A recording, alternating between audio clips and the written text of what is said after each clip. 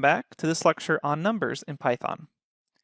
We already briefly mentioned that there's two main number types that we're going to be working with throughout the course, and that is integers, which are whole numbers, and floating point numbers, which are numbers of a decimal. We're going to be exploring a little bit of basic math with Python, and then we'll also discuss how to create variables and assign them values. Let's open up a Jupyter Notebook and get started.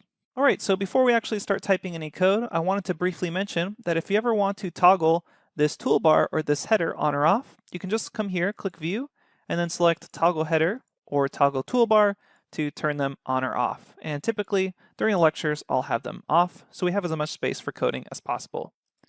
Let's start off by just going over some basic math, which is pretty straightforward, and it's basically just using Python as a calculator. If you want to do addition, it's just an addition sign or a plus sign, 2 plus 1. If you want to do subtraction, that's just a dash or a minus sign, 2 minus 1. You can use an asterisk for multiplication, so 2 times 2. And if you want to perform division, that's just a forward slash, so 3 divided by 2 is 1.5. Okay, now let's take a little bit of time to discuss a mathematical operation that you may not have seen before. It's the modulo or mod operator, and basically what this does, it returns back the remainder after a division. For example, if we were to do 7 divided by 4, we get back 1.75. And if you were to do this, kind of using elementary school mathematics, you would say 7 divided by 4, 4 goes into 7 one time with a remainder of 3, because 4 plus 3 is 7. Let's imagine you actually just wanted to know that remainder, the actual number 3. In that case, you can use the mod operator, which is a percent sign. So we're going to say 7 mod 4, and it returns back 3. Because 7 divided by 4, it goes in one time evenly with a remainder of 3. So for example, we could do 50 mod 5, and if 5 goes into 50 evenly, then we get back a remainder of 0. Which is nice because it's a way to check if a number is evenly divisible by another number. That's a really convenient check when you want to check if a number is even or not.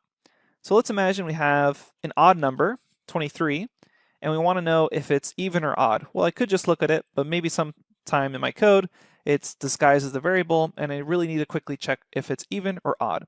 One way I could do this is simply with a mod 2. And I know that if mod 2 results in something other than 0, then we have an odd number. Because if I have an even number, then when you divide it by 2, there should be no remainder, or the remainder should be 0.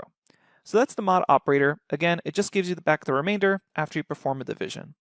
Let's continue with everything else about arithmetic. You can also perform powers, so you can do something like 2 to the power of 3, so that's just 2 asterisk signs in a row.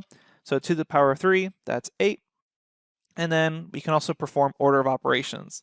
Let's imagine that I have the following equation. 2 plus 10 multiplied by 10 plus 3. If I run that code, I get back 105.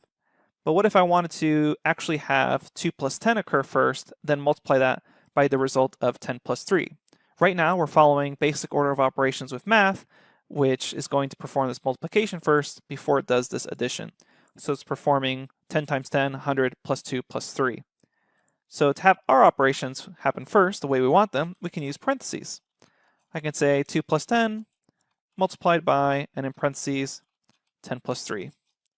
And if I run that, I get back 156 the way I want it. Okay, so that's the basics of arithmetic and using Python as a calculator. Hopefully it was pretty straightforward. Coming up next, we're going to expand on this by showing you how you can perform variable assignments. That is to create your own variable name and then assign an object to it. We'll see you there at the next lecture.